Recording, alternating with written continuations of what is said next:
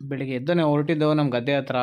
ಬೆಳಿಗ್ಗೆ ಹಿಮ ಅಂತೂ ಏನು ಸಖತ್ತಾಗಿ ಬಿದ್ದಿತ್ತು ಅಂತಂದರೆ ನೋಡೋಕ್ಕಾಗ್ತಿರಲಿಲ್ಲ, ಚಳಿಲಿ ಹೋಗೋಕ್ಕಾಗ್ತಿರ್ಲಿಲ್ಲ.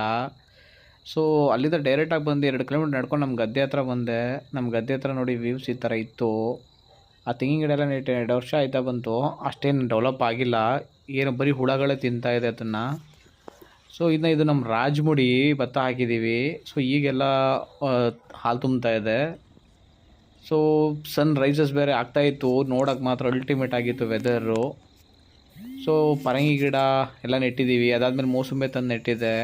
ಸೊ ಇನ್ನು ಕೆರೆ ಅಂತೂ ತುಂಬ ಅಲ್ಟಿಮೇಟ್ ಆಗಿತ್ತು. ಅದು ನೋಡೋಕ್ಕೆ ವ್ಯೂ ತುಂಬ ಚೆನ್ನಾಗಿತ್ತು. ಆ್ಯಕ್ಚುಲಿ ರೈತರುಗಳು ಇಂಥ ಪರಿಸರದೊಳಗಡೆ ಬೆರ್ತಿರೋದೇ ಒಂದು ಲಕ್ಸುರಿ ಲೈಫ್ ಅಂತ ನಾವು ಫೀಲ್ ಮಾಡಬೇಕು.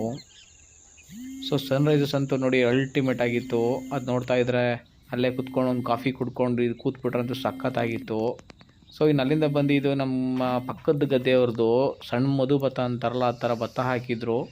ಎಲ್ಲ ಒಂದೇ ಸಮ ಒಡೆ ಕಡ್ದಿದೆ. ಇದು ನೋಡೋಕೆ ಮಾತ್ರ ಅಲ್ಟಿಮೇಟಾಗಿ ಕಾಣ್ತಾ ಇತ್ತು ಆ ಮಾರ್ನಿಂಗ್ ವ್ಯೂವಲ್ಲಿ.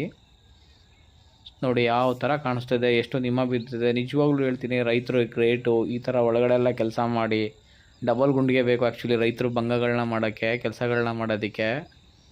ಸೊ ಈ ಗದ್ದೆ ಬದಿನಲ್ಲಿ ಆ್ಯಕ್ಚುಲಿ ಜಿಗ್ ಬ್ಯಾಲೆನ್ಸ್ ಮಾಡ್ಕೊಂಡು ಹೋಗೋದಿದೆಯಲ್ಲ, ಆ್ಯಕ್ಚುಲಿ ಇದೆಲ್ಲ ಅಲ್ಟಿಮೇಟ್ ಆಗಿರುತ್ತೆ.